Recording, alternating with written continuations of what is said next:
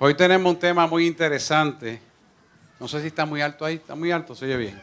¿Está bien?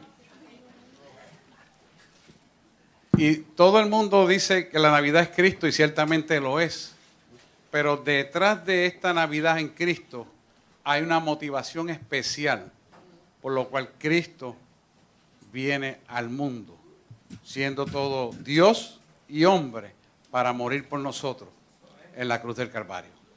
Nosotros tenemos que analizar bien, porque esto es tangencialmente importante en nuestra vida, no porque esta época del año, sino porque la importancia de lo que vamos a hablar es para siempre, porque se trata de nuestra eternidad.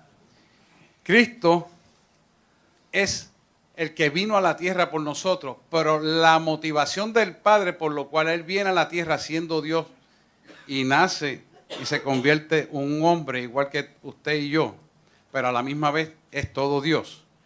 Tiene que haber una motivación especial por lo cual Él hace eso. Y nunca nos preguntamos cuál es la motivación especial. ¿Por qué? Porque el mundo te satura de información, más la esencia de esa información no la trae acotación, porque no le conviene a las tinieblas. Sin embargo, comercializan con esta época para sacar provecho en sus ventas y en las cosas que no tienen mayor importancia. Pero lo importante es que tú y yo, que somos creyentes, entendamos de una vez y por todas que el motivo real de Cristo Jesús venir a la tierra y producir la Navidad somos tú y yo como creyentes. Y al ser tú y yo como creyentes, eso va a producir una acción recíproca de ese amor mostrado en Cristo Señor Jesús nuestro. Si nosotros somos el motivo por lo cual Jesús vino al mundo, Juan 6:28, y también te dice el motivo también por el cual se fue de este mundo y volverá otra vez, tenemos que entender que todavía sigue vigente la motivación por lo cual Cristo vino sobre la tierra. Y tenemos que entender que esa motivación somos tú y yo, que somos creyentes. Y vino por todo el mundo. Lo que pasa es que tú y yo como creyentes lo podemos reconocer. El que no tiene el Espíritu Santo de Dios no lo puede reconocer, pero el que tiene el Espíritu Santo lo puede reconocer. Así que tú y yo somos el real motivo de la Navidad. Y es Cristo en nosotros. Cuando vemos la perspectiva justa y real de la razón existencial por la cual Jesús vino, eso va a producir en nosotros una conducta casta y santa, con una motivación intrínseca dentro de nosotros que nadie la puede apagar. Porque la esencia de esa verdad, que es el amor, es como tan real nuestra vida sobre la faz de la tierra. Y por lo tanto hay una reciprocidad, porque hay una gratitud envuelta en todo esto. Y la gratitud debe ser hacia aquel que te creó, que te ciñó, que te salvó, te justificó y puso su gracia y bondad y misericordia sobre nuestras vidas. Amén. Sobre esa base vamos a hablar en el día de hoy el tema que Él nos quiere dar, que es el creyente en Cristo es el verdadero motivo de la Navidad. Qué lindo, ¿verdad? Fíjese que Cristo vino al mundo como un pequeño bebé, como empezaron a decir los diáconos aquí. Y el propósito era poner de manifiesto un plan perfecto de redención. Y Él lo hizo con ese firme propósito de que eso se lograra.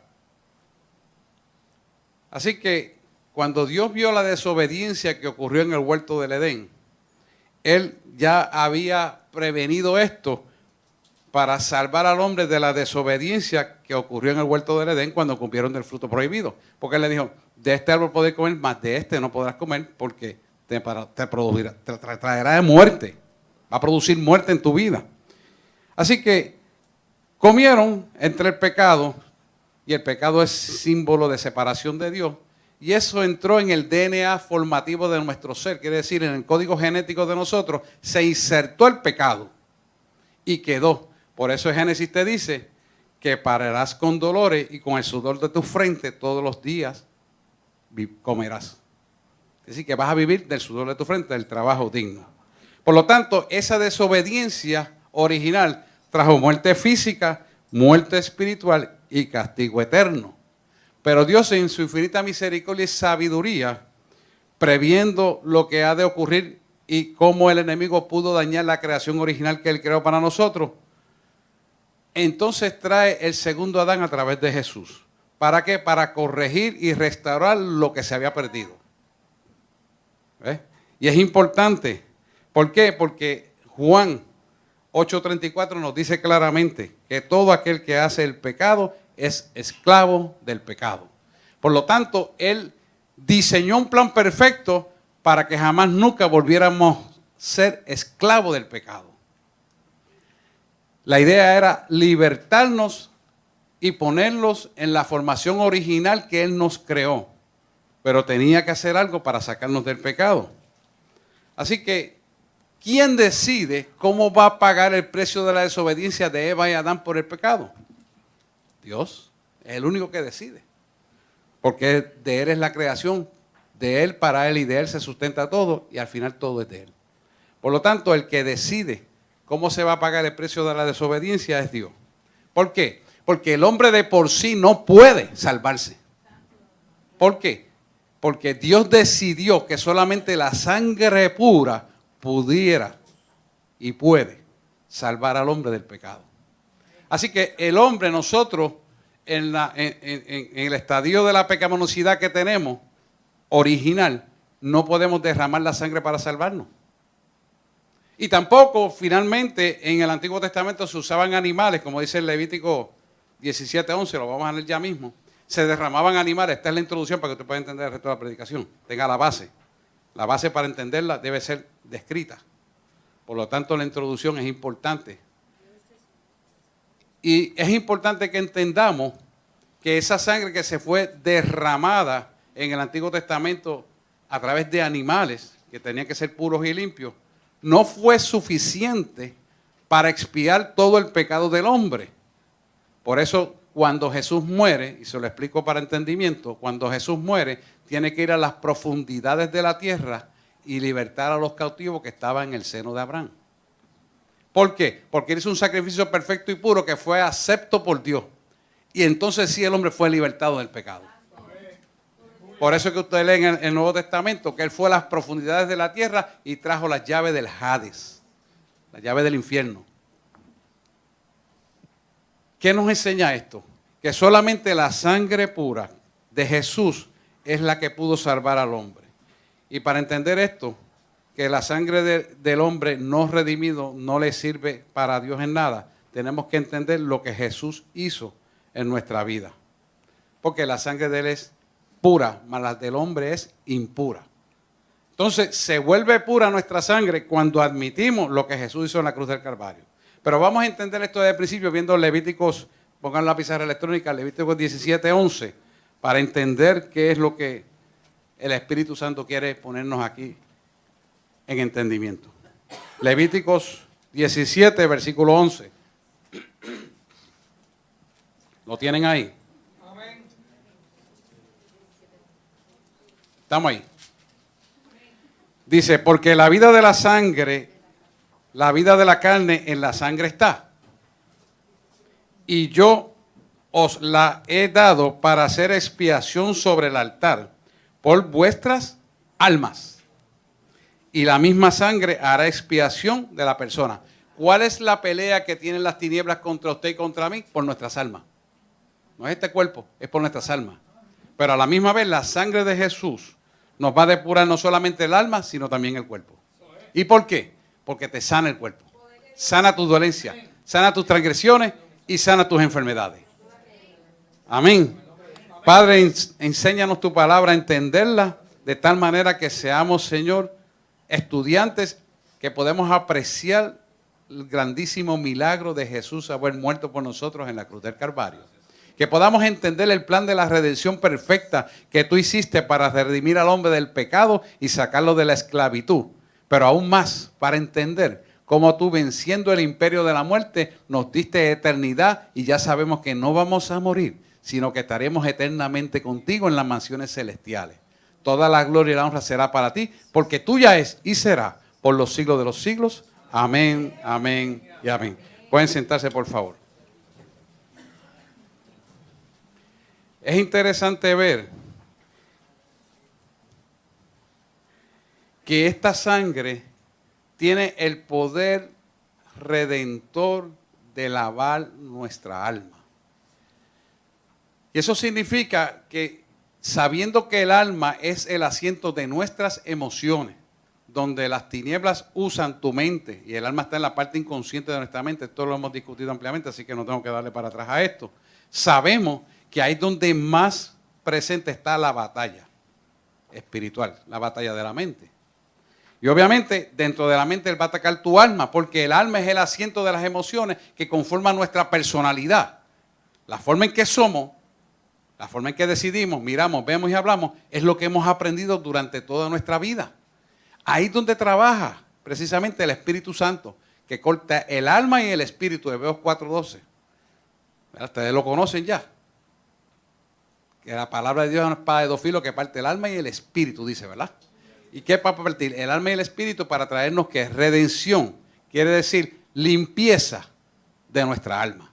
Por eso la pelea de las tinieblas es con nuestra alma. Cuando usted quiere hacer algo, usted ve que hay mucha oposición y no lo puede hacer. Y cuántas cosas no se presentan para que no llegue a hacer lo que Dios le mandó a hacer. Eso es continuo, hermano, porque esa batalla es todos los días. Pero en la medida que tú entregas esa basurita que te está impidiendo, vas a poder cumplir lo que Dios quiere en tu vida. Porque Dios corta con su espada, que es la palabra, y discierne tu intención y pensamiento del corazón. No es lo que dice la palabra de Hebreos 4:12. Quiere decir que cuando nosotros trabajamos con nuestras áreas, no hay razón para no poder cumplir el plan de redención perfecto que Dios tiene para nuestra vida. Es perfecto. Pero nosotros tenemos que darnos cuenta de que realmente qué es lo que está pasando. Porque ahí es donde se mete el espíritu de las tinieblas para impedir que tú no cumplas con la palabra. Hay veces, y se lo digo a ustedes, que no son demonios ni son tinieblas, son malos aprendizajes que tenemos, costumbres equivocadas o que nos estamos oponiendo porque nos da la gana. Tengo que decirlo así. Porque hay seres humanos que tienen el síndrome de oposición y no se lo han diagnosticado desde chiquito. Llegan adultos con la oposición. No quiero, no puedo, me siento mal y todo es no. ¿Por qué? Porque hay un problema en su personalidad que tiene que trabajar. La palabra te ayuda, pero tú tienes que querer hacerlo. Porque la palabra no lo puede hacer todo, hermano. Tú tienes que querer eso, anhelarlo, para que puedas lograrlo. Porque si no, no lo vas a poder lograr. Porque esto es una fuerza espiritual. Tú no puedes sacar un cañón 45 y dispararle al alma, porque no vas a hacer nada. Esto es con la palabra de Dios. No hay de otra. Es la palabra de Dios. Así que el precio de Dios por el pecado es la sangre limpia, la que limpia el pecado. Jesús, Dios determinó que para que pudiera limpiar la acción pecaminosa de las transgresiones del pecado, tenía que pagarlo con su sangre. Pero no cualquier sangre. La sangre pura y limpia, la tuya y la mía no sirve. Sirve la del Maestro. Y así lo determinó Dios, porque ¿quién puede determinar el pago del pecado? Sino el dueño. El dueño de la creación, ¿quién es? Dios. Pues Dios determinó que era con la sangre, pero no cualquiera. La sangre limpia y pura. Y no encontrando por quién pudiera hacerlo más limpio y puro que Él mismo decidió. Juan 6:28. Venir del cielo a la tierra en forma de hombre, Él mismo morir y volver a regresar a donde vino. Pero te dejó el Espíritu Santo para que pudieras funcionar conforme a su voluntad. Mira qué sabiduría hay en esto. Así que vemos que el Redentor del mundo tenía que ser por obligación alguien que fuera puro, completamente puro, para que pudiera cumplir no solamente con la ley del Antiguo Testamento de Dios, sino pagarlo con su vida, la pureza. Y de pureza e integridad es que vamos a estar hablando, porque pureza e integridad es la motivación por la cual nosotros somos redimidos para ser aceptos de Dios en las mansiones celestiales cuando nos lleve vivos. Porque esto es importante. ¿Por qué? Porque esa sangre vino pura y tú y yo, una vez la recibimos, ya somos puros y aceptos para Él. Por lo tanto, de ahí en adelante, Él nos toma la responsabilidad de mantenernos puros y limpios a nosotros. Porque Él te deja el Espíritu Santo para que te guíe con esta palabra, te redarguya y te pueda dar iluminación de lo que ya revelado está en la palabra de Dios. Quiere decir que tú puedas entender lo que hay en la palabra de Dios para que mantengas la pureza y obediencia, sin la cual nadie verá al Señor, porque pureza y obediencia es igual a santidad. Entonces, ¿Qué pasa? Esta sangre que se derramó en la cruz del Calvario fue pura porque se mantuvo en obediencia a lo que dice la palabra de Dios y mantuvo su integridad y su pureza conforme a la voluntad de la creación, que es Dios. Cuando nosotros mantenemos esa pureza, esa integridad, porque obedecemos esta palabra y esto nos mantiene puros, entonces la santidad nos da la pureza y la integridad que son el grado supremo de autoridad que Dios da para aquellos que le aman a Él en seguimiento a lo que dice su palabra que hay que seguir. Cuando usted va a hacer guerra espiritual, eso es lo que las tinieblas miran. La pureza y la integridad, y le voy a decir para que usted tenga una idea, la pureza y la integridad se manifiesta con una luz luminosa que es el rayo de luz, que es el Espíritu Santo brillando sobre usted. Es la fuente de poder para derrotar toda obra de maldad. No se puede romper de otra manera, no existe. Tiene que ser a la manera de Dios. Así que esa sangre pura, porque Él nació y se mantuvo puro, a los 3 años empezó su ministerio, Jesús. Y Jesús se mantuvo puro todo el tiempo. Por lo tanto, esa sangre que se derramó en la cruz del Calvario fue aceptada por Dios como un sacrificio máximo para que pudiera redimir al hombre y restaurar lo que se había perdido. Y Dios lo aceptó, porque Dios es el que pone el precio. Dios es el que dice cómo tienen que ser las cosas. No es como nos parece o creemos o nos han dicho. No. Aquí hay una Biblia escrita por el Espíritu Santo, inspirada por Él, que es la guianza, y nos dio el Espíritu Santo para que entendiéramos lo que dice esto aquí. ¿Me da cuenta? Y esto es importante porque esa sangre de Cristo pura y limpia es la que nos redime del pecado y nos pone en autoridad cuando cumplimos las leyes, mandamientos, estatutos y preceptos que están en la palabra de Dios. Eso es lo que nos ciñe de autoridad. ¿Por qué esa sangre siguió siendo importante? Porque estuvo dispuesto a pagar el pecado hasta morir por nosotros, siendo nosotros pecadores y merecedores de esa salvación. Tuvo misericordia. ¿Por qué? Porque vio que Satanás le dañó la creación a través de lo que pasó en el huerto del Edén. La serpiente logró dañar al hombre. ¿Y qué pasó? Le dañó la creación de Dios. Y Dios en su infinita sabiduría, omnisciencia y omnipresencia y omnisapiencia, puso a Jesús a través de Él mismo, siendo todo Dios, para poder redimir al hombre del pecado. Porque no había nadie más que pudiera hacerlo. Él estuvo dispuesto a pagar la pena de muerte en la cruz del Calvario, para finalmente presentar el sacrificio puro y perfecto hasta el final, para que nosotros pudiéramos clamar a Él. Y entonces esa sangre que se derramó pura, limpia y sin mancha, pudiera ser transferida en fe por nosotros, hacia nosotros, y ser justificado delante del Padre. Mira qué importante es esto. Esta es la verdadera Navidad. Es el regalo máximo que el hombre puede tener de parte de su Creador. Cuando nosotros entendemos esta profundidad, entendemos que esta sangre derramada fue pura y perfecta para el pago de nuestros pecados. Entonces reconocemos la necesidad que tenemos de tratar de vivir una vida santa, de tener una vida recíproca al amor verdadero, porque hizo un sacrificio perfecto en beneficio nuestro. Porque déjeme decirle, Dios sigue siendo Dios sin ti y sin mí. No te creas que somos tan grandes, pero en su misericordia tuvimos la oportunidad de que Él decidió salvar lo que se había perdido. Lo menos que tenemos nosotros que hacer es vivir en reciprocidad de ese amor, viviendo una vida en obediencia a la palabra de Dios, buscando la lealtad de día, noche, mañana, durante, mientras y después.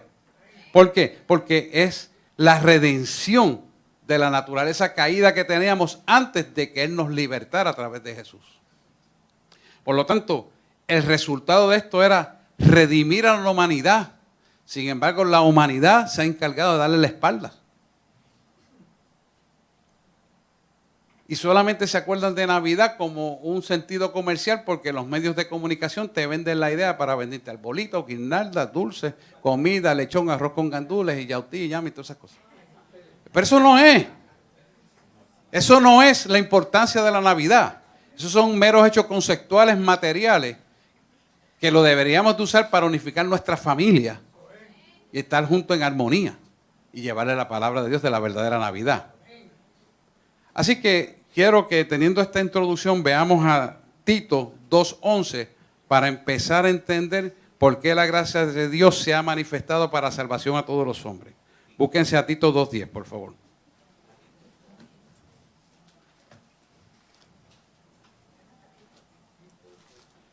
Tito 2:10. Yo creo que aparece en la pizarra electrónica, pero que no tengan Biblia, está ahí también. Déjenme buscarlo yo. 2:11.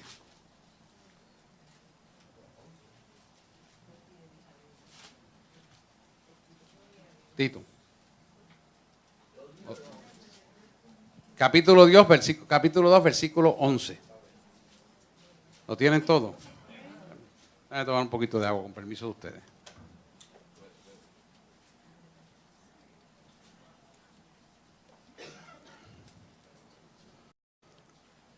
Vamos a leerlo hasta el 14. 2:11, 14.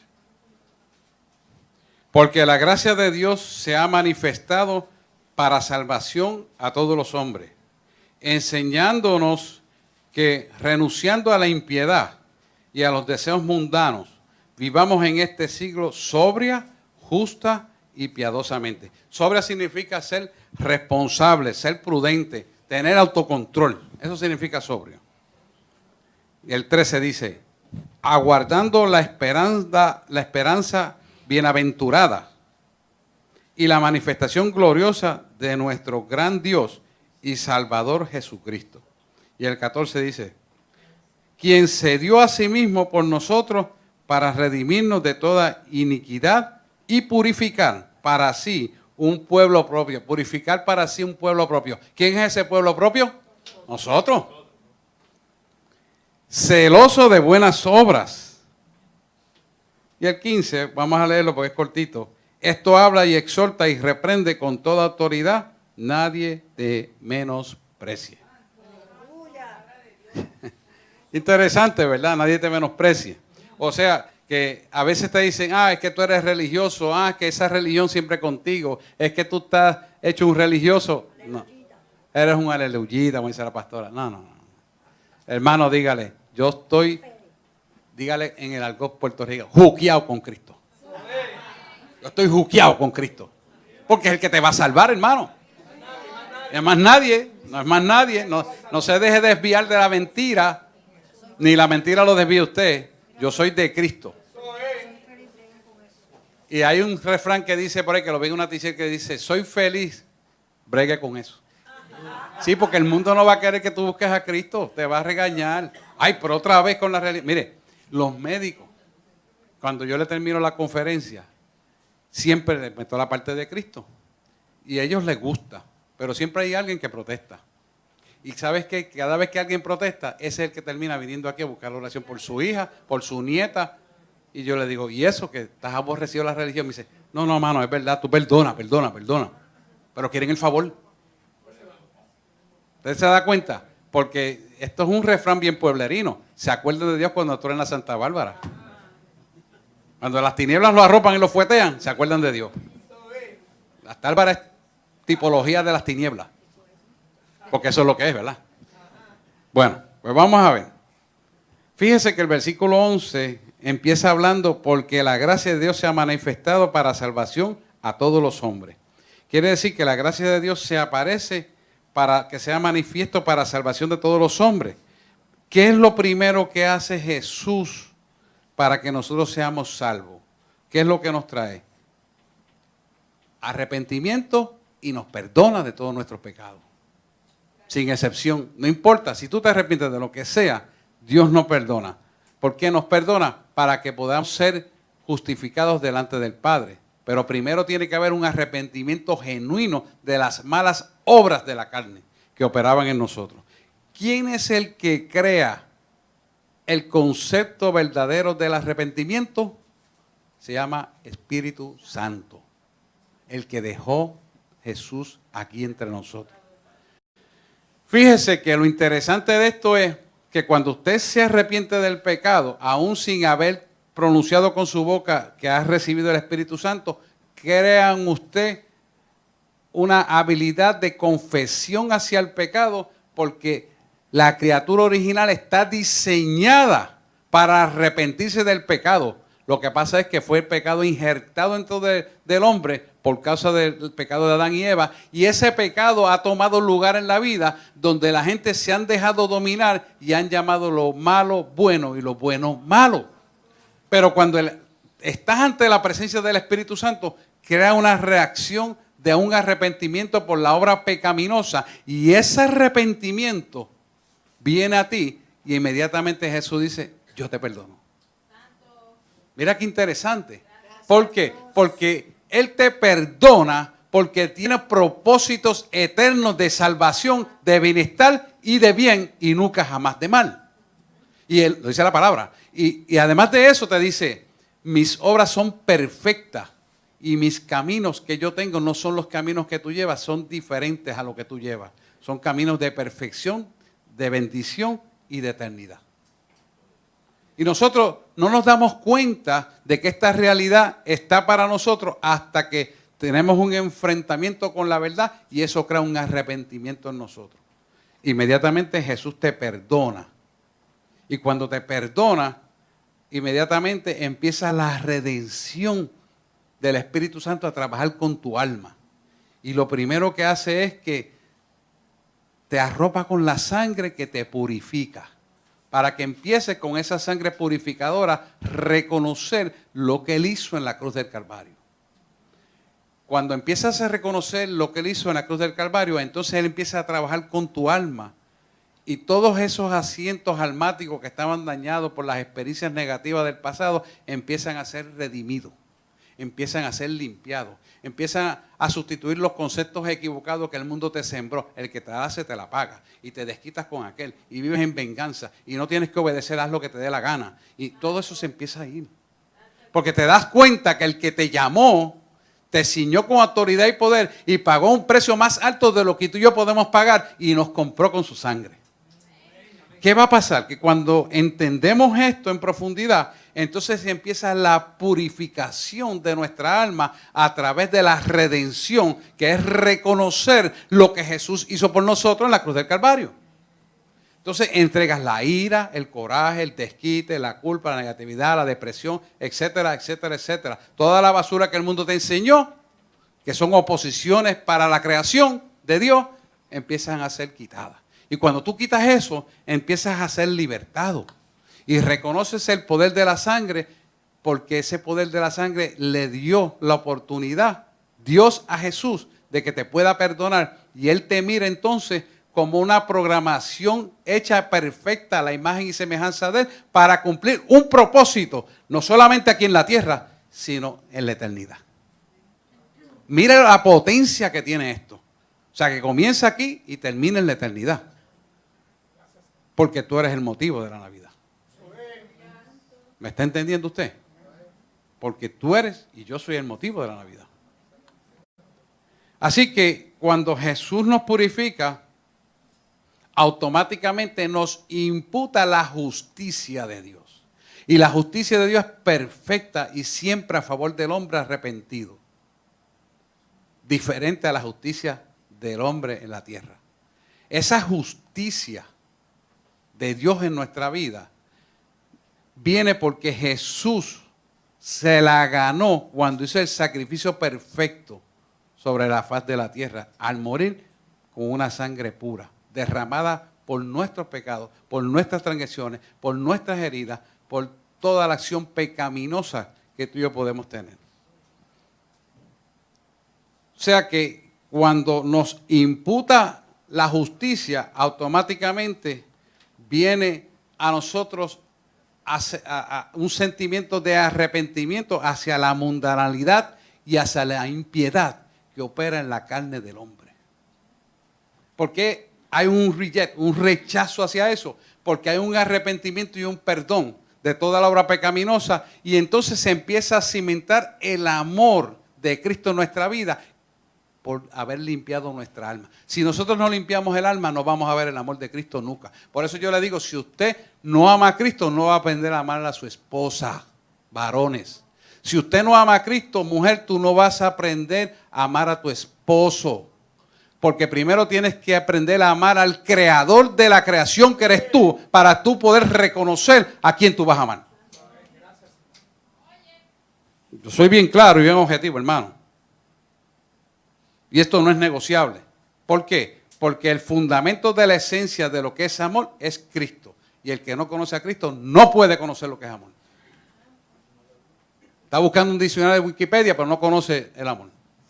Olvídese el resto. Lo que conoce es sexo. Así se lo tengo que decir. Y ahí no hay amor. El amor es parte sustantiva en el sexo cuando se unen en matrimonio exclusivamente. No fuera de matrimonio.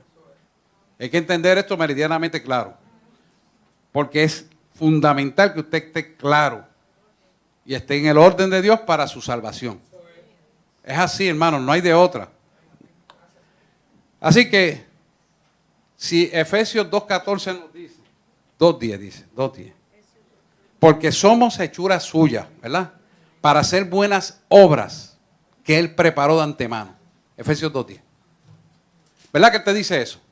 Entonces, si somos hechuras suyas, Él envía a Jesús para que lo que se dañó se pueda restaurar. Y de ahí en adelante tú y yo tenemos que buscar cómo construir la imagen y semejanza de Cristo a través del conocimiento de esta palabra.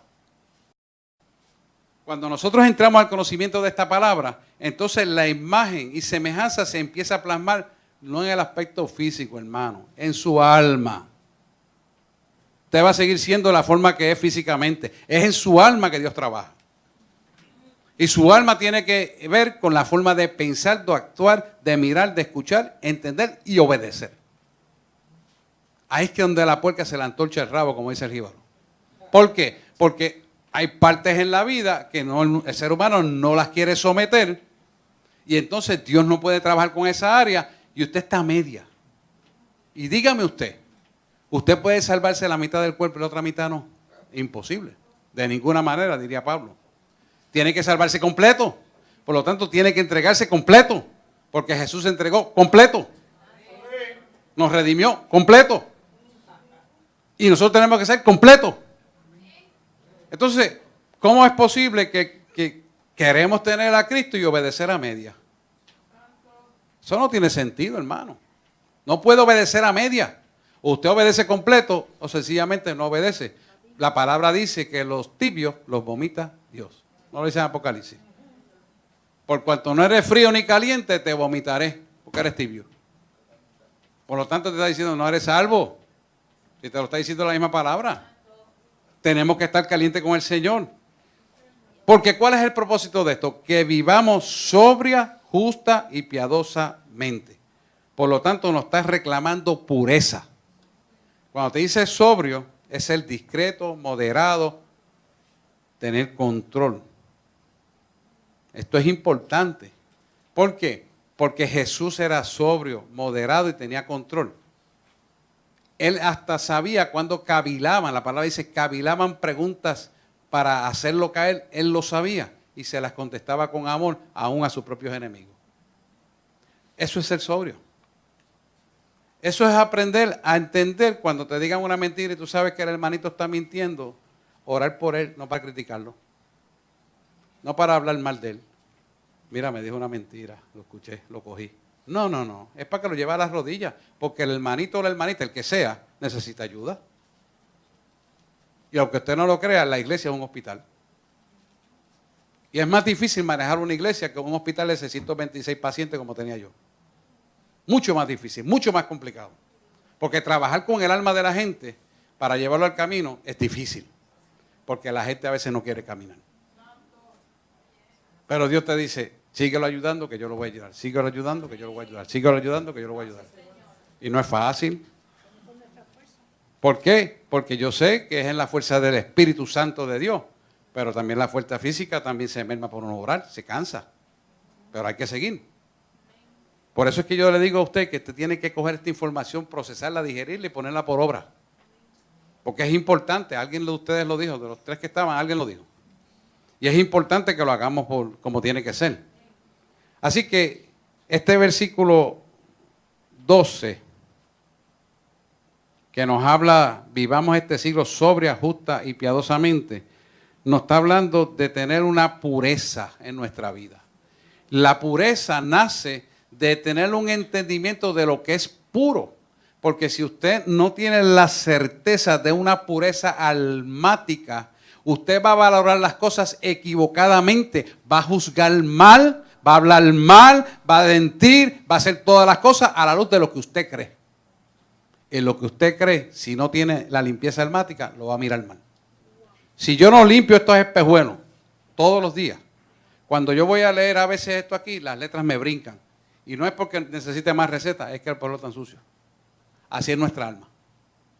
Hay que limpiarla todos los días para no entender mal los procederes de Cristo. Si nosotros no lo hacemos, vamos a mirar mal, escuchar mal y actuar peor. Y Dios no está en el asunto. ¿Me está entendiendo? ¿Esto está claro? Así que nosotros tenemos que saber cuando Él nos llama en este versículo 12 a vivir sobria, justa y piadosamente. Y saber qué es esto. Esto nos va a llevar a la pureza, donde va a permitir que tú puedas compartir con quien no es tan bueno, con quien es bueno, con quien es malo, con quien es menos malo, con quien es peor que todo. ¿Por qué? Porque al caminar en esa piedad, pureza e integridad, Él te va a enseñar cómo poder ayudar a los demás para llevarlo al propósito de Dios en esa vida. Y por lo tanto nosotros poder tener la templanza y la sabiduría para trabajar con lo que hay que trabajar. Y es importante que lo entendamos. ¿Por qué? Porque ese es el proceder siempre de nosotros conforme a la voluntad del Padre. Y esto se pelea conforme a la voluntad del Padre por el Espíritu Santo. No se pelea con tu intelecto, conocimiento y con todas estas cosas que el mundo te da, sino con la sabiduría de Dios. Por lo tanto tenemos que trabajar sobria, justa y piadosamente. Y eso nos lleva a la pureza que Dios quiere que tengamos. Cuando estamos en esa pureza, tenemos entendimiento de todo lo que está pasando. Y ese entendimiento de todo lo que está pasando te va a dar la radiografía espiritual del alma de la persona con que tú estás trabajando u orando. Esa radiografía espiritual te la da el Padre en la pureza y la integridad y en la medida que tú camines en esa pureza. Porque la radiografía no es tuya ni mía, es del Padre. Y la interpretación es del Padre. Y la voluntad es del Padre. Y la sabiduría que Él te da es del Padre. Y el tratamiento es del Padre. Pero tú tienes que, para poderla recibir, tienes que limpiar tu alma integralmente, completamente, reconocer que somos pecadores, que por su misericordia estamos aquí y buscar nuestra propia redención porque ya Él la ganó por ti. Él la ganó por ti y por mí, pero tenemos que buscarla nosotros. Porque tenemos que caminar hacia Él. Obedeciendo, amando y adorando. Y ayunando. Alaba al Rey si puede. Porque hay que hacerlo. No hay otra. Dice el 13, aguardando la esperanza bienaventurada y la manifestación gloriosa de nuestro gran Dios y Salvador Jesucristo. Fíjese que esto no está hablando de algo extraordinariamente grande. Está hablando del arrebatamiento al paso. Ahorita vamos a hablar de eso. Porque eso es parte de la bienaventuranza. Dice, quien se dio a sí mismo por nosotros para redimirnos de toda iniquidad y purificar para sí un pueblo propio, celoso de buenas obras. Quiere decir que nos hizo pueblo suyo, pueblo adquirido, nación santa, linaje escogido. Nos los dio. Quiere decir que te dio una identidad. Una vez tú te arrepientes y le recibes a Él, tú recibes una identidad nueva. Por lo tanto, aquello que tú eras, ya desapareció. Todas las cosas van a ser hechas nuevas. ¿Por qué? Porque la sangre que se derramó en la cruz del Calvario te sacó de la esclavitud del pecado. Porque esa sangre limpia, pura y sin mancha, te hizo parte de tu vida para cambiar lo que tú eras. Quiere decir que tu cuerpo sigue siendo físicamente el mismo, pero tu alma cambia. Porque al cambiar de dueño, el dueño impone las reglas nuevas. Cuando tú compras tu casa, cuando tú alquilas tu casa, tu edificio, tu apartamento, lo que sea, ya eso es tuyo, tú lo pones a tu manera. Cuando Jesús entra a nosotros, Él pone las reglas de juego a su manera. ¿Dónde están las reglas de juego? En la Biblia. No está en internet. No está en a ver qué me dice Chucho el Cojo, Lola Puñales y Chicho el Cojo. No. Una Biblia. Y una Biblia que no está alterada, porque ahora las Biblias las alteran. Tengan cuidado con eso. Volvemos a Reina Valera 1960 y 61, más nada. Y las traducciones con mucho cuidado. La Thompson es bastante buena. Bien. ¿Cuál es nuestra respuesta ante esto que Dios nos ha dado con una nueva identidad? Pues debe haber un gozo recíproco por lo que hemos recibido. Y ese gozo debe haber un anhelo ferviente de adorarle a Él, obedeciéndolo. ¿Por qué? Porque te va a enseñar una manera de vivir diferente que le agrade a Él y que te sea de bendición para tu vida. Esa manera que le agrada a Él resulta en bendición nuestro. ¿Por qué? Porque tú eres la razón de la Navidad, por lo cual Él murió. Tú y yo somos la razón. Si tú y yo somos la razón, por lo tanto, Él te va a enseñar cómo escudriñar la profundidad del corazón del Padre a través del Espíritu Santo que puso en ti. Por eso Él dijo, es necesario que yo os vaya, mas deje otro consolador. Es el Espíritu Santo que está en ti. Ese te va a revelar la palabra, ese te va a dar la guianza, ese te redarguye del pecado. Y tú tienes que preocuparte si no te redarguye porque algo está pasando que está apagando el Espíritu Santo. Si no te redarguye, si no te inquieta, algo está pasando. Dices, ¿qué pasa? Que yo hago esto y me siento igual, hago lo otro y me siento igual. ¿Qué es lo que está pasando? Pues tiene que haber un pecado que no te deja que se manifieste el Espíritu Santo en ti.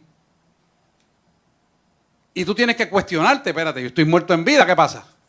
Si a mí me compraron con precio de sangre, ¿por qué yo no siento el poder del Espíritu Santo? ¿Por qué yo no siento los ríos de agua viva? ¿Por qué yo he dejado de hablar lengua? ¿Por qué yo no leo la Biblia? ¿Por qué yo no me congrego? ¿Por qué yo no puedo orar con mis hermanos? ¿Qué pasa? ¿A qué he sido llamado yo? ¿A venir al culto y llegarme y adorarle dos coritos y me voy y se acabó? No, de ninguna manera, diría Pablo. Tenemos que despertar qué es lo que está pasando, hermano. Tenemos que, algo pasa conmigo que no estoy igual. ¿Por qué? Porque tú tienes que mantenerte en ese primer amor. Ese primer amor que tú tienes cuando te conviertes, se tiene que mantener de por vida. Porque tú eres la esposa del Cordero. Tú estás casado con Jesús. Tú no puedes vivir divorciado de la verdad que opera en ti, porque eso es matar al Espíritu Santo por el cual recibes la redención. Entonces, si tú no te sientes ese gozo, ese deseo, ese cumplimiento de hacer la obra que Dios te ha puesto en las manos, algo está pasando. Tú tienes que cuestionarte. Esto no es un club de entretenimiento ni social para que se vea más bonito toda la gente. No, de ninguna manera. Esto es para que tú te avives el fuego del Espíritu Santo y cada día te acerques mayor en intimidad a tu Creador. Ese es el propósito. Que cada vez le conozcas mejor. Que cada vez permite que el Espíritu Santo te revele la imagen y semejanza y la forma que Él te quiere dar, que es la misma del Creador. Por eso la imagen de nosotros es la imagen del Maestro, Jesús. Es la imagen que tenemos que buscar. Si nos sentimos apartados, tenemos que movernos a buscar por qué estamos apartados. Porque Él sigue siendo Dios y la obra redentora ya Él la terminó. Pero Él te la quiere dar a través del Espíritu Santo. Pero ¿quién determina quién va a buscarlo? Nosotros. No espere que venga un Porsche y te diga, vente, vamos a dar una vueltita a esta calle para que pruebes este carrito. No. Nada que ver. Vente conmigo en ayuno y oración que voy a intimar contigo y te voy a revelar los secretos escondidos que ojo no vio, ni oído escuchó, ni han subido al corazón del hombre. Son los que tengo guardadas para ti. Esas son las cosas que yo tengo para ti.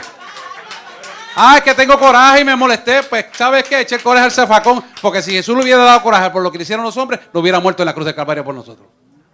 Así que echarlo al zafacón. Que nada te moleste. Yo siempre le he dicho a usted tiene la oportunidad de decidir si usted se ofende o no se ofende con su hermano, o su vecino, o el enemigo.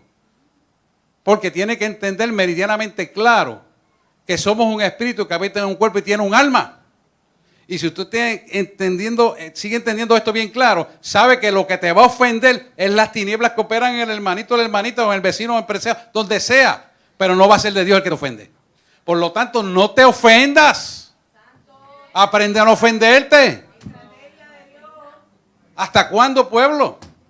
Vamos a seguir con la misma bobería. Ya, despierta. Despierta, pueblo. Alábalo si puede ahora. Alaba. Alaba si puede, porque Cristo es el que tiene que alabarlo. Él es el que lo hace. Nosotros no podemos permitir que nos ofendan las cosas del mundo, ni incluso de la iglesia.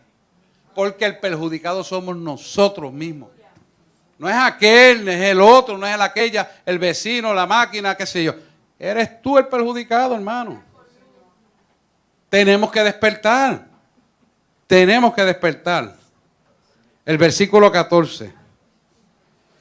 ¿Quién se dio a sí mismo por nosotros para redimirnos de toda iniquidad? Iniquidad. De eso hemos hablado extensamente. Y purificar para sí un pueblo propio, celoso de buenas obras.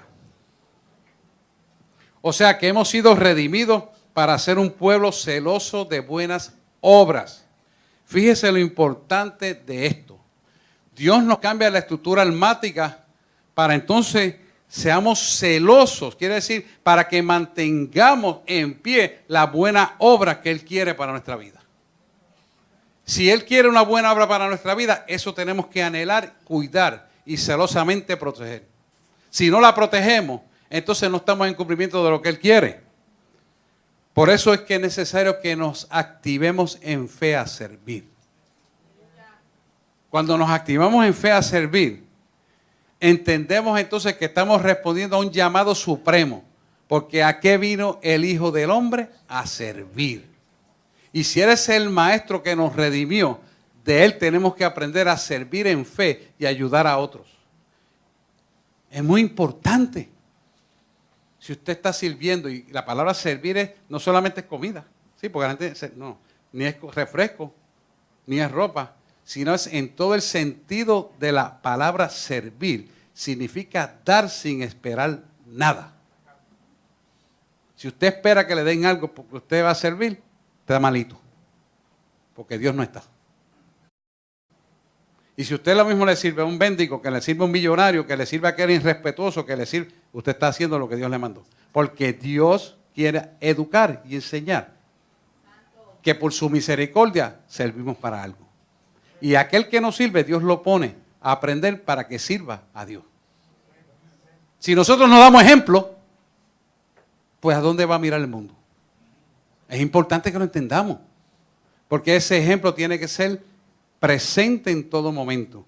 Porque el que te llama a ti, que te salvó y te redime, fue un servidor hasta el final. Tanto nos sirvió que nos salvó a nosotros. Mire lo grande que es esto. Mire lo grande que es esto. Así que tenemos que activarnos en fe para servir.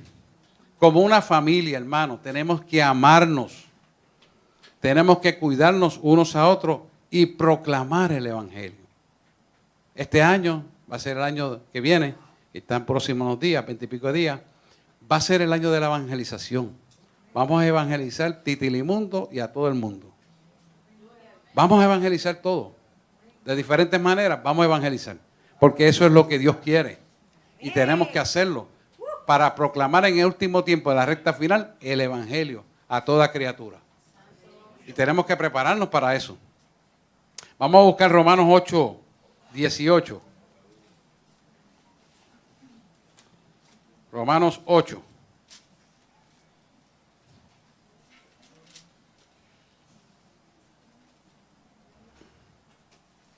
Romanos 8, 18 al 23.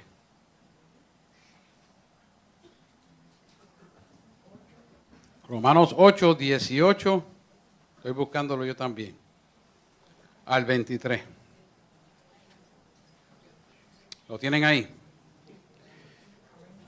Dice, pues tengo por cierto que las aflicciones del tiempo presente no son comparables con la gloria venidera, que que en nosotros ha de manifestarse. Quiere decir que lo que estamos pasando aquí, hermano, es nada comparado con el regalo que Él nos tiene en la gloria venidera.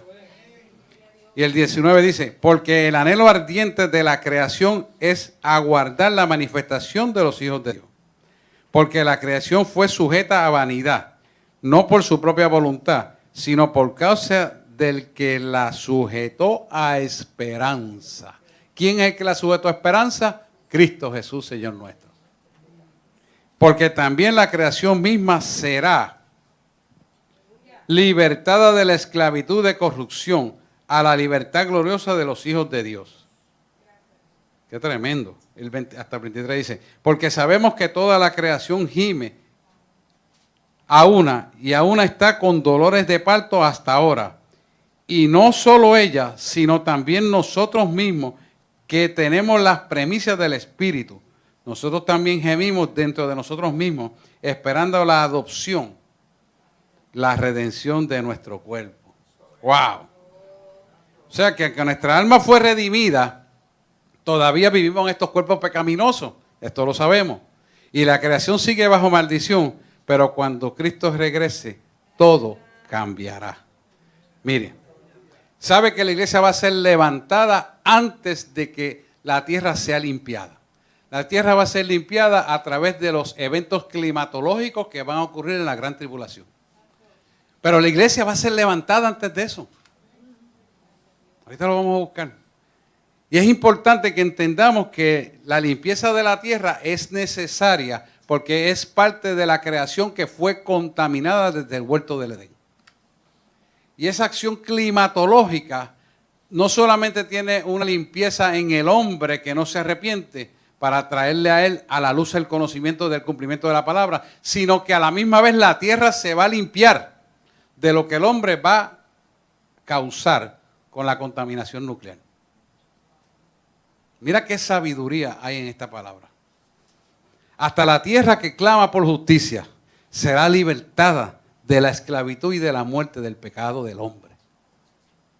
Porque el hombre mismo destruye su propia tierra. Mira que mucha sabiduría hay aquí. Y esto se va a cumplir. Tito 2:13 te lo dice bien claro. Aguardando la esperanza bienaventurada. Aguardando la esperanza bienaventurada. Vamos a buscarlo. Bueno, usted lo tiene escrito ahí. Aguardando la esperanza bienaventurada y la manifestación de nuestro Dios. Así es que dice. Y Salvador Jesucristo, ¿verdad? Sí. Quiere decir que esto nos habla a nosotros. Nos habla a nosotros de que va a venir un arrebatamiento, un arpazo. Antes de que esto ocurra.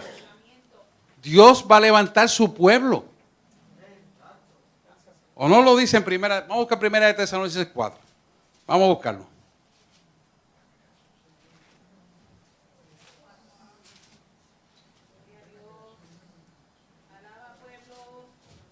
Primera de Tesalonicenses 4, el 12 por ahí, el 12, el 13.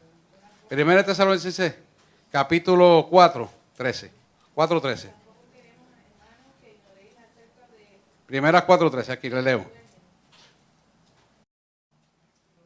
Mire lo que dice aquí. Ya la hermanita lo consiguió. Tampoco queremos, hermanos, que ignoréis acerca de los que duermen, para que no entristezcáis como los otros que no tienen esperanza. Tú y yo tenemos esperanza. Porque si creemos que Jesús murió y resucitó, así también traerá Dios con Jesús a los que durmieron en Él. Qué tremendo.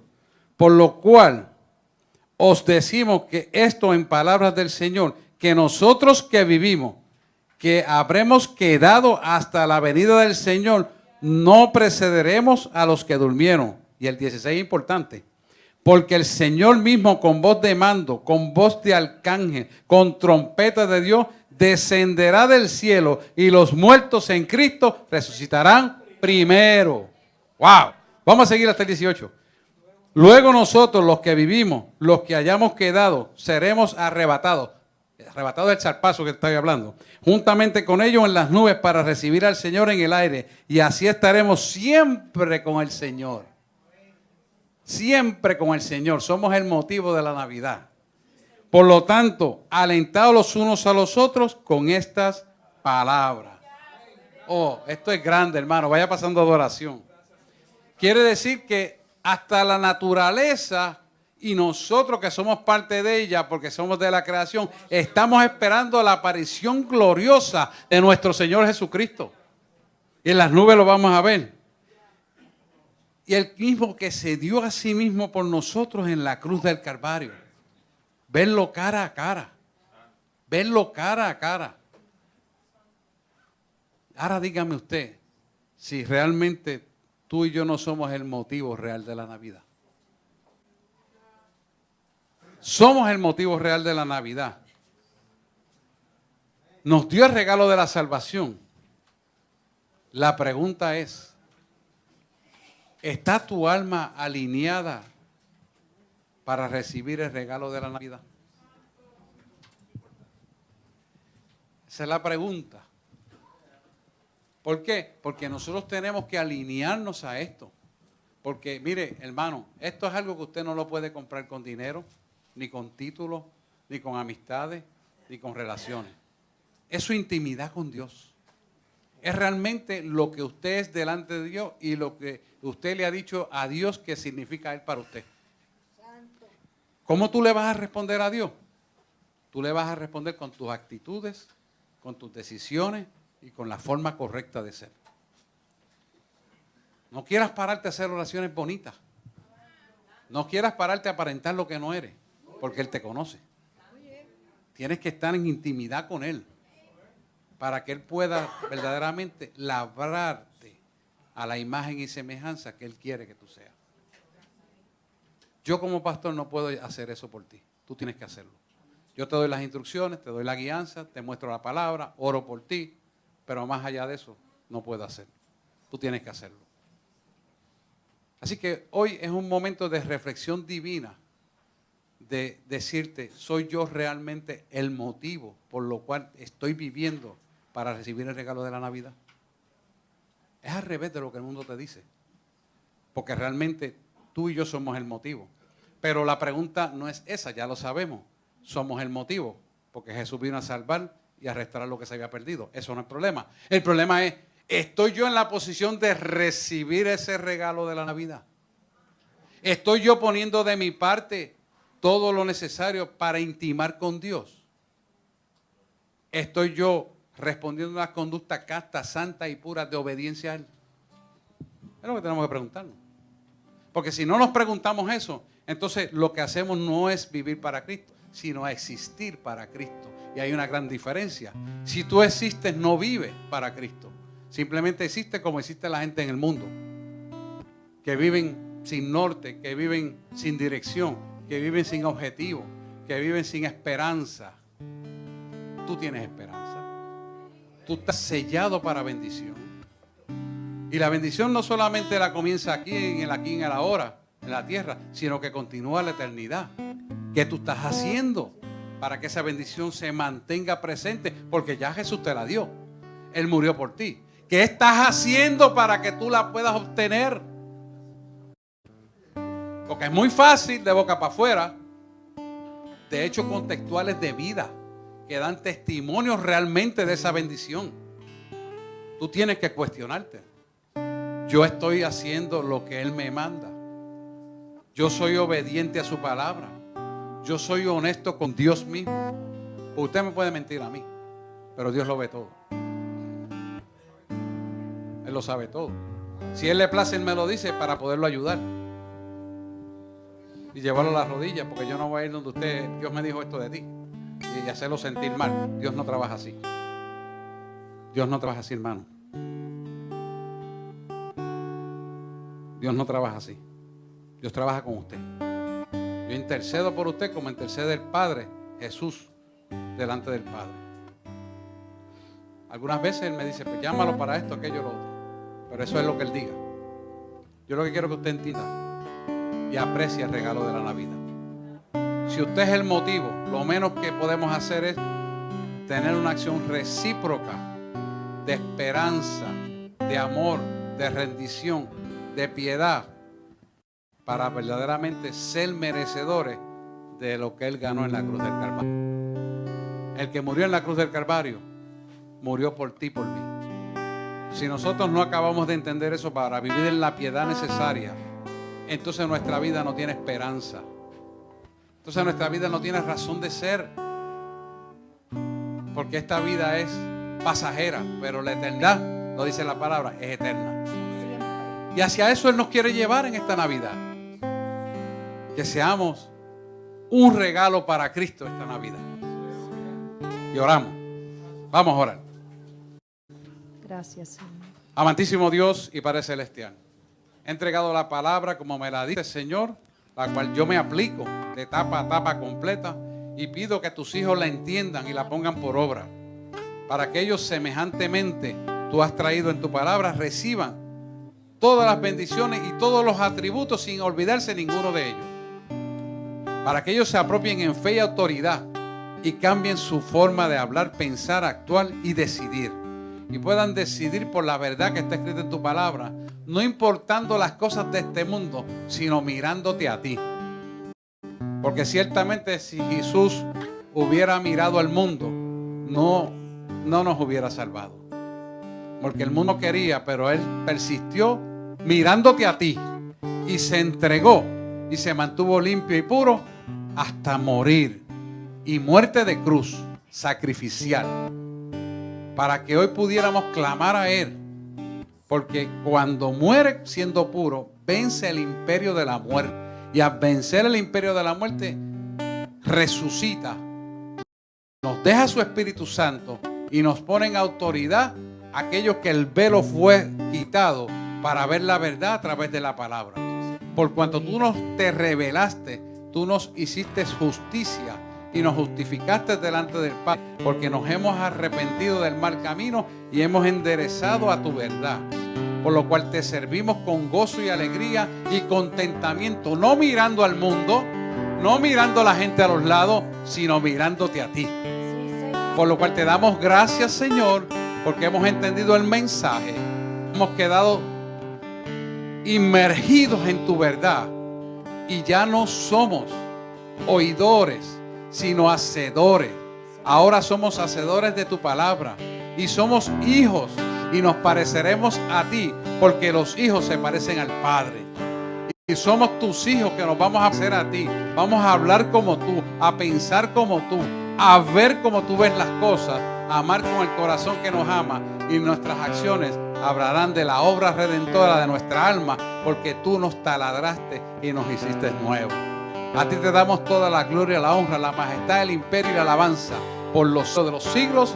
Amén, amén y amén. Den un aplauso y vamos a adorar al Rey de Reyes y Señor de Señores. Gracias, Señor.